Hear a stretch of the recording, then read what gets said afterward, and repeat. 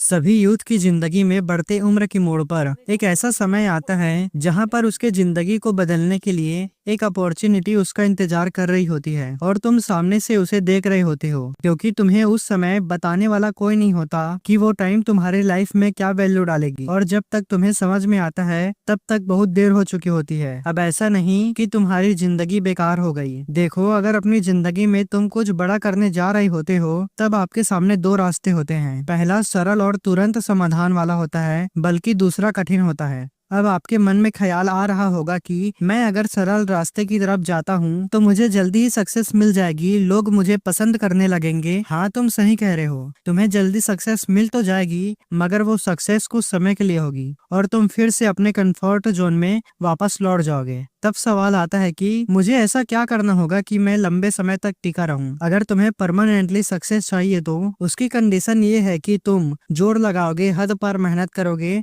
तभी तुम्हें अपना मनचाहा गोल मिलेगा। लेकिन जो लोग ये सोच रहे हैं कि मोबाइल चलाते चलाते रजाई में पड़े पड़े जो तुम चाहते हो वो मिल जाएगा, तो ये तुम्हारी गलत फहमी है। तो अब इस गलत फहमी को हटाने के लिए हमें क्या करना होगा? तो इसका आंसर बड़ा सिंपल है। इसको आप एक बाज की स्टोरी से भली भांति समझ जाओगे। अब देखा जाए तो हम लोगों के जैसे ही बाज की जिंदगी में भी बढ़ते उम्र की मोड़ पर एक ऐसा समय आता है जहां उसके सामने दो रास्ते होते हैं। पहला तुरंत समाधान देने वाला होता है और दूसरा कठिन और पीड़ा देने वाला होता है। लेकिन बाज कठिन रास्ता चुनता है और यहीं से शुरू होता है बाज का पुनर्जन्म। बाज लगभग 70 साल तक जीता है, लेकिन अपने लाइफ के 40 की उम्र में आते आते उसे एक बड़ा ही इम्पोर्टेंट डिसीजन लेना पड़ता है। इस अवस्था में उसके शरीर के तीनों प्रमुख अंग बेअसर होने लगते हैं। पंजे लंबे और लचीले हो जाते हैं और शिकार को पकड़ने में कमजोर होने लगते हैं। उसकी चोंच आगे की ओर मुड़ जाती है और भोजन को निगलने में मुश्किलें पैदा होने लगती हैं। पंख भारी हो जाते हैं और सीने से चिपकने के कारण पूरे खुल नहीं पाते। भोजन ढूंढना, भोजन पकड़ना और भोजन खाना, ये तीनों ही प्रक्रिया अपनी धार खोने लगती है।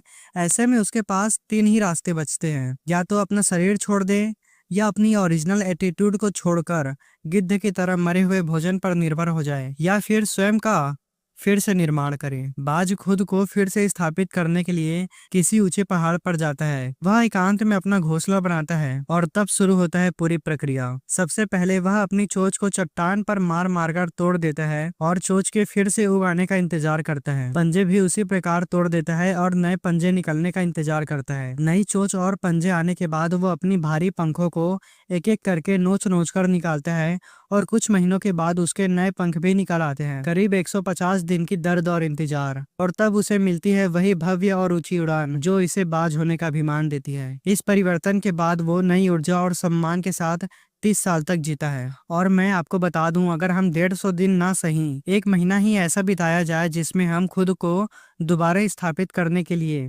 अपने शरीर को तकलीफ दे, तो तुम 1 महीने में आदमी ही दूसरे हो जाओगे। अब अगर तुम बोलोगे कि भाई तू बोलेगा और हम मान लेंगे क्या, लेकिन अगर मैं तुम्हें एक एग्जाम्पल देकर समझाऊं तो तुम्हें यकीन करने में ज्यादा टाइम नहीं लगेगा। आप सभी ने केजीएफ मूवी तो देखी होगी। उस फिल्म में एक लड़के के जीवन संघर्ष के बारे में बताया जाता है, जिसमें उसके पिता उसके जन्म के पहले ही मर जाते हैं और उसकी माँ बहुत ही कठिन परिस्थिति में जीवन जीती है। एक रोटी के लिए भी उसे बहुत मेहनत करना पड़ता है और उसके जन्म के बाद उसकी माँ उसका लालन पोषण करती है। और वो लड़का जब थोड़ा बड़ा होता है तो उसकी माँ उसको हमेशा के लिए छोड़कर चली जाती है। लेकिन उसकी माँ उसे एक बात समझा कर जाती है। वो बात ये है कि तू कैसे जिएगा मुझे नहीं पता, लेकिन जब तेरी मौत आएगी तो तू इस दुनिया का सबसे ताकतवर और अमीर इंसान बनकर मरना, ये मुझसे वादा कर।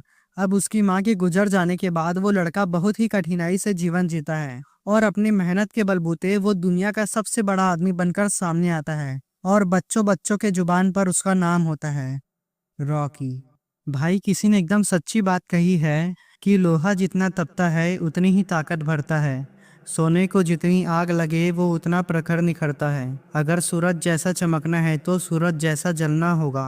नदियों जैसा आदर पाना है तो पर्वत छोड़ निकलना होगा। और हम उस माँ के बेटे हैं तो क्यों सोचे राह सरल होगी।